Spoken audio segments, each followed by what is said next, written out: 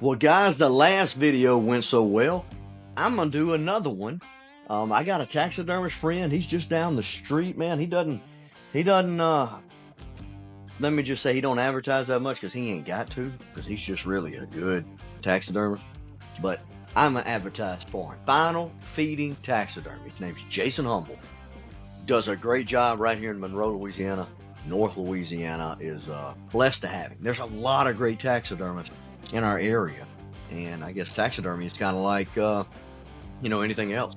It's just what your tastes are, and I like his taste. Okay, he does a great job. Jason's a friend of mine, and when a couple weeks ago, it was before I got that last year, he's like, "Cat, I got one you need to score, one of the biggest 8 points I've ever seen." So y'all take a look at this. Look at this. This is a bow kill. This is an out-of-state bow kill. This came from Illinois.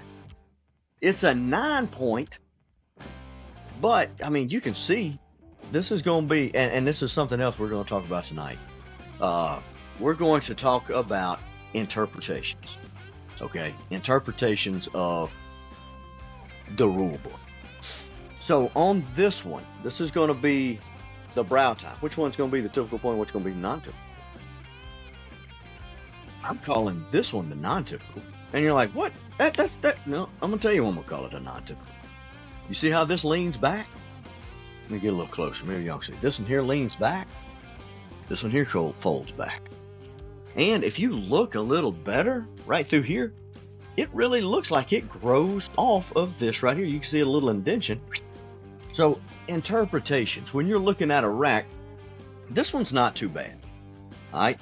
But there are certain times in that rule book that you have to, quote unquote, let me just make sure we're still recording. Yeah, you have to interpret what that rack is saying versus what the rule book is saying.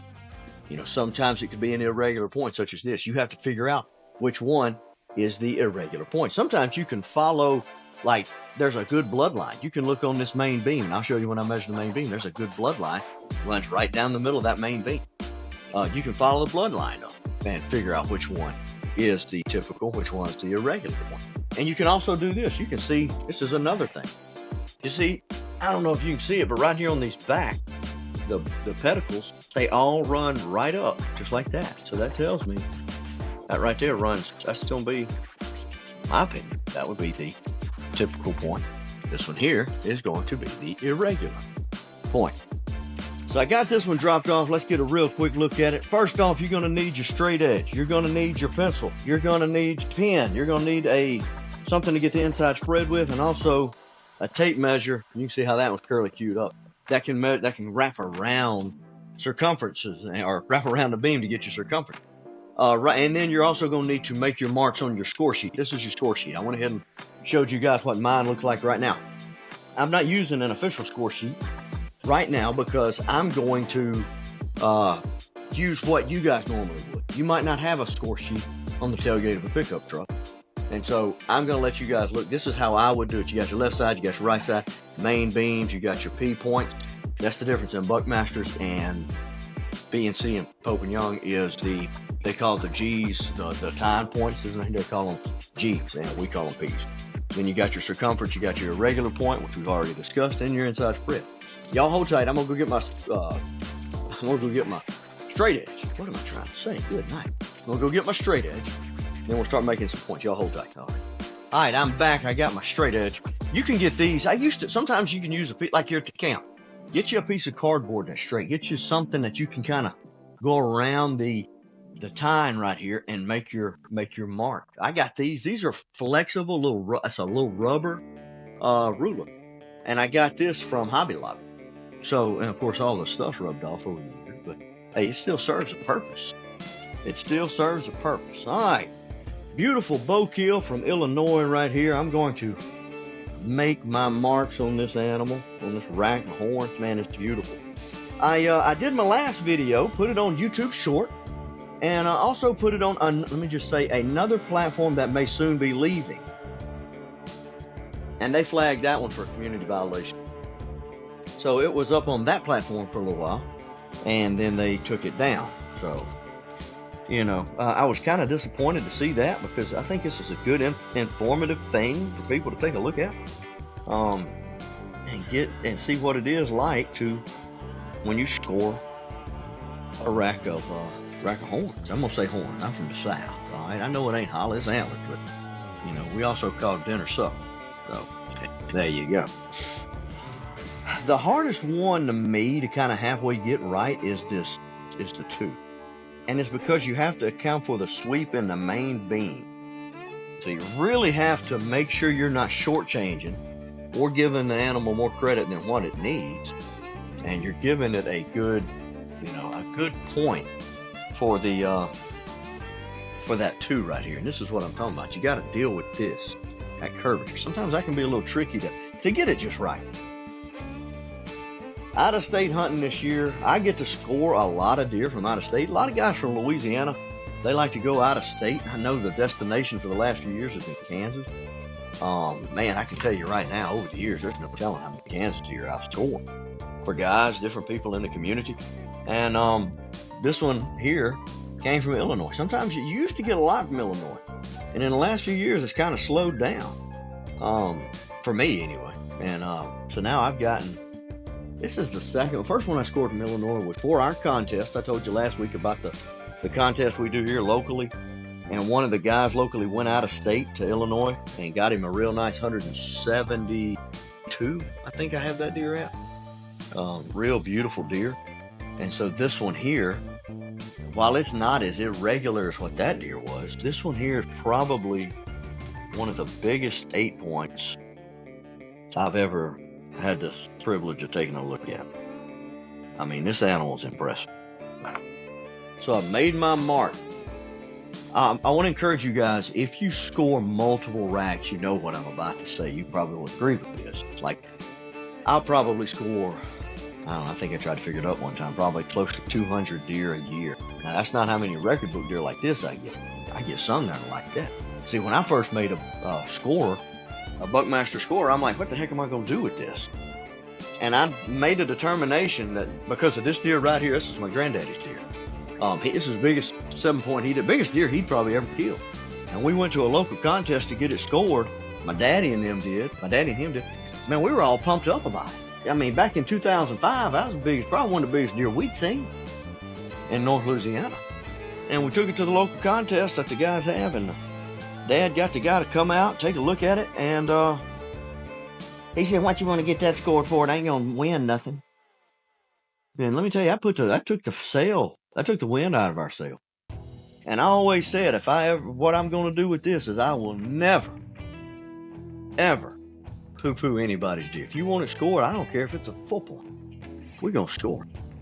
And so through that contest, I get to score probably 200 deer, and maybe 10% of them go into record book. Maybe. That's a big maybe. So, I just like to do it. But, when it comes down to, the record books, they're fun. But that's not why I score deer. I score deer for the camaraderie, for the stories. I like seeing people getting excited. And so the first thing that I do when I score is I start on the same side. I always start on the deer's right side. And the reason I start on that right side, that's just personal preference, okay? But when you start and you get a path and you start doing things normally, it helps you not to miss stuff. You get into a routine, you get into a habit. Now, I'm sitting here talking, and sometimes I'll get off, but the boy that scores with me, I mean, he's always keeping me on track and making sure that I'm hey man, don't forget about you have to do this, that, and other, because he's looking at the sheep. So it helps out. So let's take a look at this deer's right side. Right side main beam.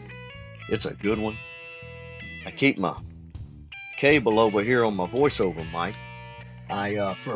Just for fun, I do voice work on the side. I'll do some commercials. I actually voiced a project some guys are taking up to Las Vegas this weekend for the Brick and Block convention that they've got up there. Like I said, I do it for fun because I don't know how to break into that industry. So if you're watching this and you want a commercial, or if you want me to voice something for you, let me know. Okay? I like doing it.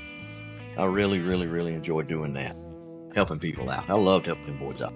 Ooh, this song going right here, big. Let me tell you something, folks. When I got to pop this dude out and go past 25 inches, and there's some long main beam.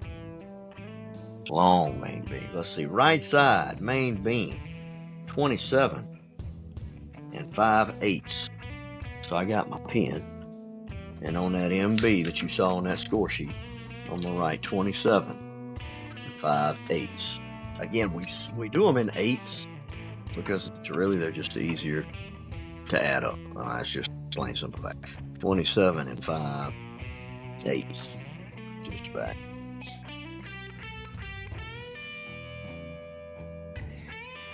All right, let's do the first point. And like I told you before, I'm going to follow this curve, okay? So I'm going to, there we go, come in and I'm going to come down. Just like that right there. Hold on, there we go, baby, get in. 8 2/8. First point on the right-hand side. 8 2/8. So some of y'all are like, why ain't that 8 1/4? Well, it's easier to add up. 8/1/4, and then 8 2/8 is easier to add up. Okay. 8 2/8. I guess I'm sure there's gonna be somebody in the comments that's gonna come in and clarify that for me. But the comment section and the last video was really nice. I appreciated you guys, voicing their opinions. Being nice about it, because everybody's got an opinion. All right, the longest time. This one right here is going to be the long one, baby. Get it on there good. Follow that. I want to follow that right there. 12 3/8. I got 12 3/8 on that P2. That's a long one. And let's check out this 3 on this right-hand side. All right, 10 and 6/8. 10 and 6/8 for the P3. All right, let's move on. Let's go to some circumference measurements. Get this over here where I can work with it. Go.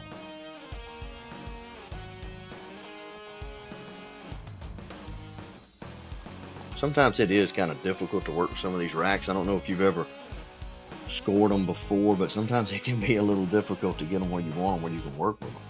Now, when you do circumference measurements, don't forget you're always looking for the smallest spot. You go, and I'll show you where we go here in just a second, but the smallest spot right here is 5 6/8. 5 6/8.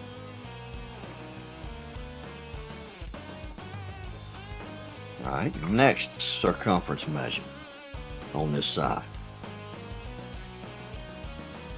5 2/8, it looks like. Man, I have to, 5 1/8 right there. Yeah, it's gonna be 5 1/8. That's gonna be it. 5 1/8. See, you got to measure all over, man. You got to check them good. 5 1/8.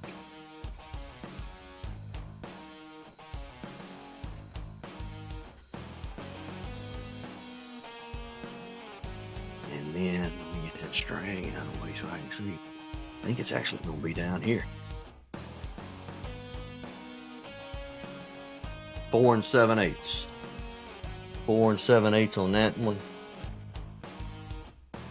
And then what you do, guys, don't forget, you're looking for the halfway point between this point, this one right here. Kind of easier to do it upside down. You can grab a hold of that. Doing for the halfway point. So that's going to be 7 1/2. It's going to be right there. Right. Circumference measurement. 4 0/8.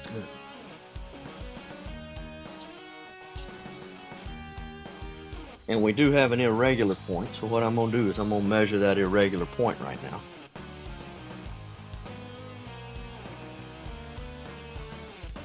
Three and 0/8. Hold on. 3 1/8. You follow the curvature of the point. 3 1/8 on that irregular.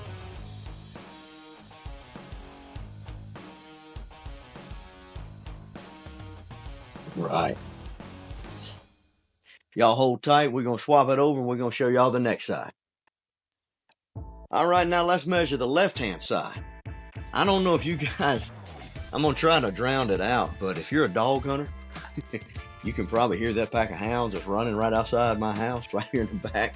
I live in a pretty rural part of North Louisiana, and dog season just took out about 4 days ago. I guess they didn't pick up all their dogs because there's one heck of a race going on right now, unless they rabbit dogs, I don't know. Anyway, let's see what we got. So when I say let me do this, the left and the right. You're like, which one's are left, which one's are right, G? It's the deer's, okay? It's not the one you're looking at from the front. It's this way. So if you're the deer, this is the deer's right side, this is the deer's left side. And that's, when you say left side, right side, that's what I'm working on, okay? All right, so now we're gonna go off the lowest point on this main beam to get started on it. It is a beautiful main beam. Boy, these are some dark colored horns. I love them. I absolutely love. You know, that's one thing I do like about being on the score is you get to see some unique stuff on racks. Deer from, let's say Kansas. I can tell very, very quickly when a rack comes from Kansas or Wisconsin, something like that. They're going to be a whole lot lighter than what they would be for our local deer. Our local deer have darkness like this. This is really unique, I think, for an Illinois deer. Maybe I'm wrong, but these are some really dark horns. Beautiful set. And like, again, I told you before, I'm country as a truckload of corn. And in the South, we call them horns. And we call dinner supper. And any cold drink is Coke. All right. What kind of Coke you want? Give me a Sprite. All right. Woo, Lord Jesus. Dang, that dude's 29 and 3/8. Let me measure that one more time. We're going to measure that one more. Oh, that's long. 29 and 3/8. That's what we're looking at on this one. And I want to make sure that I do this right. It felt good. I didn't feel it slip or anything like that, but that's a long main beam. I want to make sure that we're doing that right. 29 and 3/8 is quite long. Good lands. Yeah, 29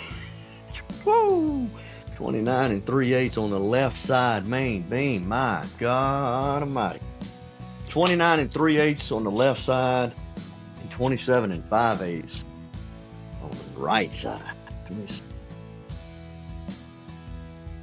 10 3/8. All right, now we're gonna go to the P measurements. Points. The first point, it's a long one too. Old Dad got some long points. Let me see this in here. 8. Let me see. Let me make sure I ain't shortchanging. Yeah, 8 and 1/8. 8 and 1/8.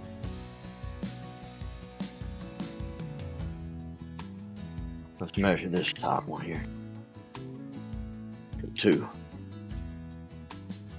This dude right here long too. You're gonna come out at 11 and 3/8. 11 and 3/8. And then the 3 over here. Take a look at it. 9 and 7/8. 9 and 7/8. All right, let's do some circumference measurement real quick. I can grab it with my leg. That's what I do. I put it between my leg and I hook my leg around it. Helps out a little bit. That's 6. That's pretty heavy. Now we're getting down 5 and 7/8. That look good. Oh, that's 5 and 6/8. Like the other one was. 5 and 6/8. When I go to the gym here in a minute, I'm going to see how much this rack weighs. Because I don't know how much it weighs. And I'm going to put that in the title. That ought to get some attention. Come on, baby. It ain't quite 7/8. 5 0/8 for the second circumference measurement. That's strong. Check this one here. 4 2/8. Let's take a look at the halfway point. I can make it right.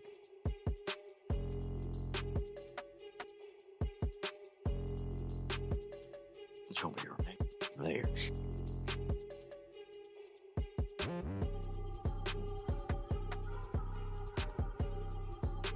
3 7/8.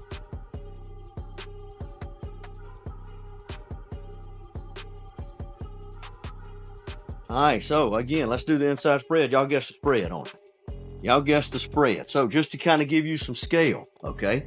This tine right here on the right-hand side, 12 3/8 inches. All right, this one right here, 11 3/8. Okay, this one right here is 10. This right here, 8 1/8. On the left-hand side, this one's 8 1/8. So an 8 2/8. So you know how long. Now you kind of got a scale. What do you think? What you think? Let's check it out. Let's check it out real quick. Yeah. See, I got this old Mason's rule, and what I like the most about it on the inside spread is I can take that right there. I don't know if you can see it, but I can put it in between, and then I can move it out and work it till I find that widest spot that's straight across.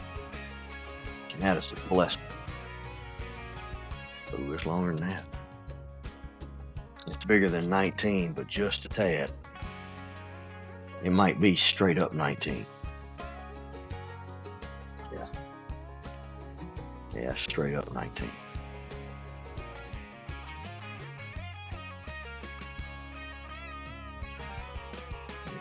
Right. Yeah, 19 inches. 19 0/8. 19 0/8. Now you got a good idea. You can probably add it up faster than I can. Let's add it up. Let's see what we got. All right, guys, well, the tale of the tape, man, I'm telling you, this is probably one of the biggest mainframe 8 points I've ever held in my hands. And the reason I'm calling it a mainframe 8, it only has one little irregular point right here that is 3 1/8 inch long. And the rest of this deer is 8 point. All right, now we're going to give you the Buckmaster's official score. Okay, we've got 29 3/8 inch left side main beam, 27 5/8 inch right side main beam, 12 3/8 on the 2 right here, 11 3/8 here, 10 6/8, and 9 7/8.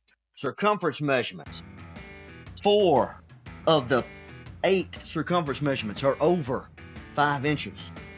3 of them are over 4, and 1 is over 3. Inside spread 19 0/8. Guys, as a scoreable 9 point, I got 159 4/8 without the inside spread. Okay, that's the Buckmaster's total inches of antler, the full credit scoring system. 159 4/8. When you factor in the BTR score, now that's everybody's gross score, so we're going to call it the BTR score, where you have the total inches of antler plus the inside spread. 178 4/8. That's insane. That's probably one of the biggest 8 points I've ever held in my life. Right there. 178 4/8. You take, and see the reason I'm saying 8 point, you take that little 3 1/8 inch off, you still got 175 3/8. I mean, my gosh. That is huge. Crazy. Man, I'm telling you, great Illinois bow kill. I hope you guys have enjoyed this video, man. I've enjoyed making it. You like it, keep commenting, keep sharing amongst your buddies. My name is Greg Hicks. This is the Antlers and Hicks podcast. And as always, I'm going to encourage you guys to live your life past 20 yards. We'll see y'all next week.